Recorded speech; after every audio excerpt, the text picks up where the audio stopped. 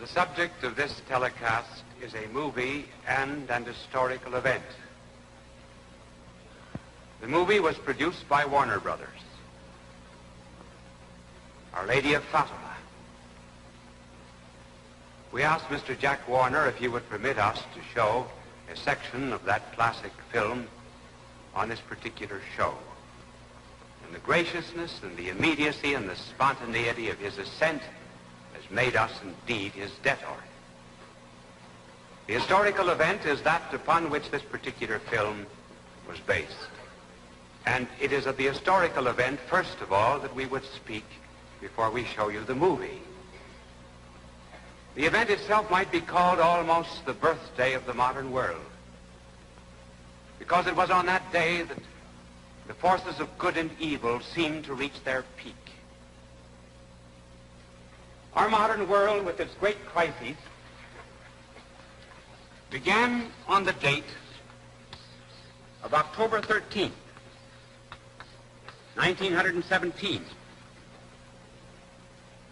We will take you quickly to 3 cities and show you what happened on that day, first in Moscow, secondly in Rome, and third in a little village in Portugal called Fatima. October 13th, 1917, Moscow. Maria Alexandrovich, a young Russian noble lady, was teaching religion to a group of 200 children in the Church of the Iberian Virgin. And suddenly there was a distraction. Horsemen entered the front door, down the middle aisle, vaulted the communion rail, destroyed the icons, the statuary of the altar, and then attacked the children, killing many of them. Maria Alexandrovich ran out of the church screaming. She knew that there was an imminent revolution by the communists, and she went to Lenin, whom she knew, and she said, "A most terrible thing has happened. I was teaching catechism to my children. Horsemen came in, charged them, and killed some of them. Lenin said, 'I know it. I sent them.'" It was one of the events that heralded the beginning of the terrible communist revolution that has since harassed the world. Rome, October 13th, 1917. The same hour, midday. Church bells are ringing all through the city. It was a joyful event. A bishop was being consecrated. His name, Eugenio Pacelli. A man who then was not very well known, but who one day would come face to face with this great revolutionary force and would become the greatest spiritual force in the world against it. After his consecration on that 13th day of October 1917, he went to Munich. At that particular time, the communists were very strong. They were under the leadership in Munich of Karl Liebknecht, and then one of those curious women that communism spawns, Rosa Luxemburg. And an order went out to kill 325 so-called enemies. And one of them was this same Archbishop Eugenio Pacelli. The commander of the Southern Communist Army, whose name was Seiler, and his aide-de-camp, Brongratz, brought in some soldiers with hand grenades. Seiler himself was armed. They got into the house by a kind of a ruse, and they hid behind a curtain, waiting for the footfall of this man of whom we're speaking.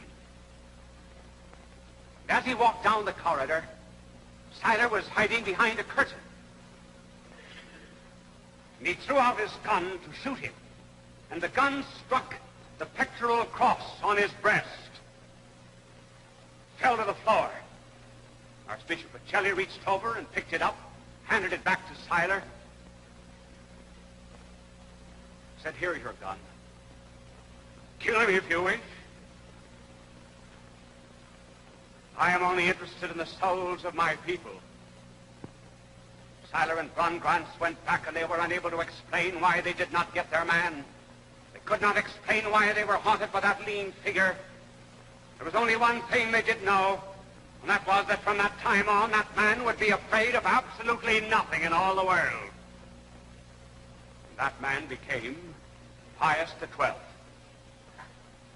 And that pectoral cross that he was wearing that night, I am wearing now. Pius XII, he gave it to his esteemed friend, His Eminence Cardinal Spellman, who this evening kindly gave it to me when I told him I wished to speak of this incident. October 13th, 1917, there's a little village in Fatima where three little children, Maria, Jacinta, and Francis,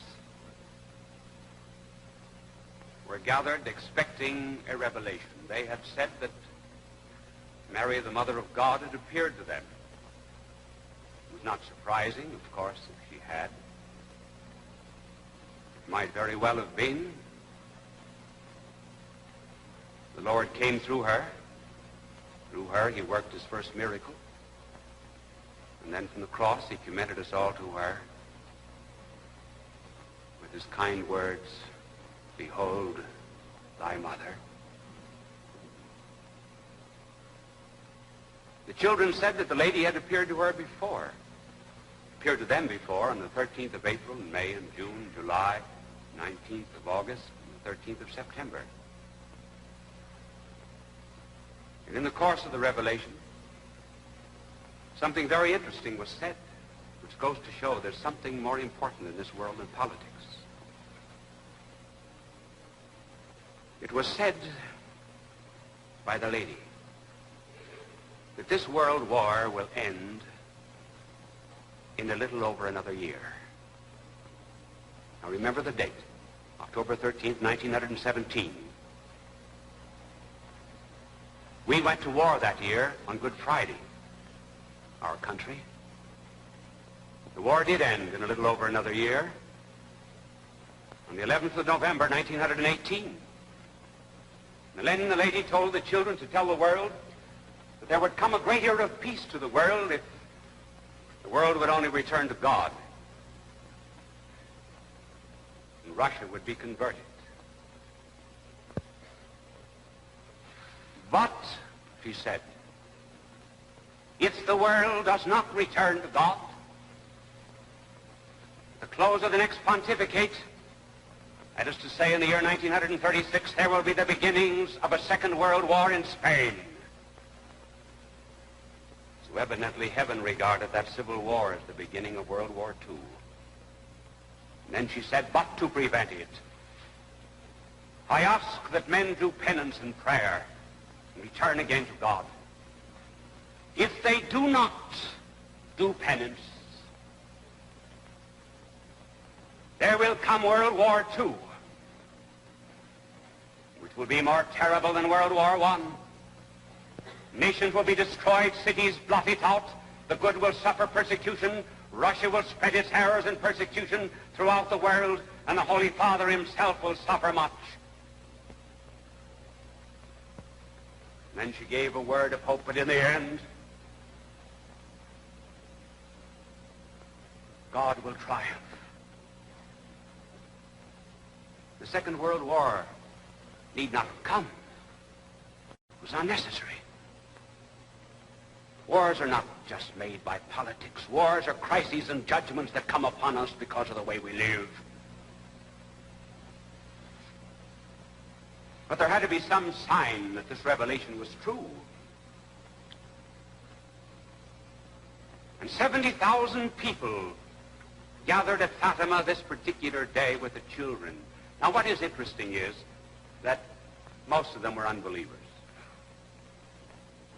Portugal in those days was anarchistic, communistic, atheistic, anti-clerical. They came out of curiosity. Some of them doubted, most of them doubted that anything would happen, but the children said that the lady told them that there would be a great miracle, which would be a proof that she had actually appeared. And the proof was what was called the miracle of the sun.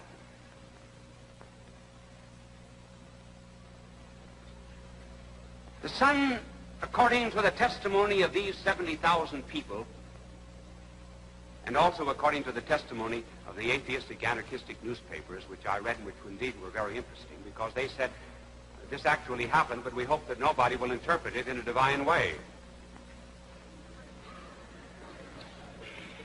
And the sun seemed almost to detach itself and to become like a great silver ball, and then shooting out sparks in all directions. It almost precipitated itself, or so it seemed, precipitated itself upon the people. And they shouted to God for prayer. Prayer and supplication, and in sorrow and in contrition. Miracles took place in the sights of them all. No, it rained all the time. When this phenomenon had taken place 3 times, everyone found that their clothes were dry.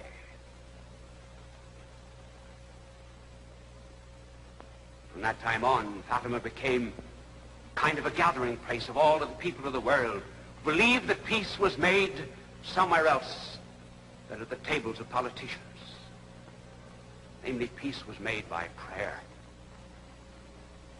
and reparation and expiation, sacrifice. On October 13th, 1951,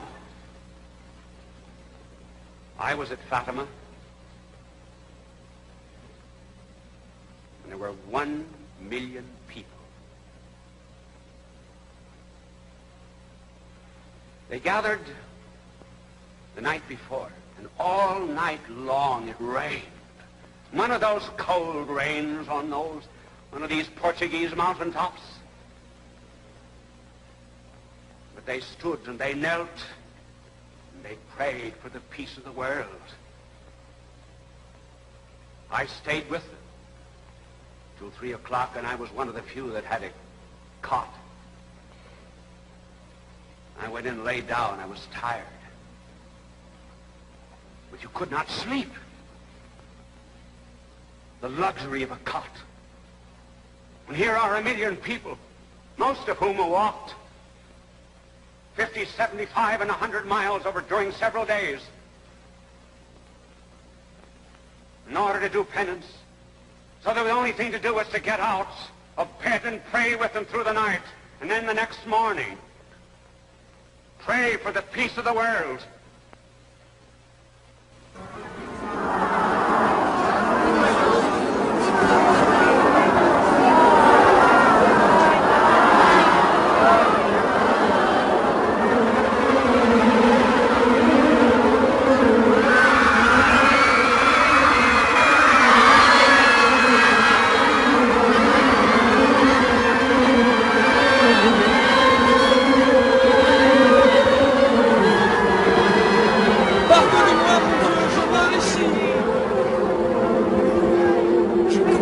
Seul Dieu.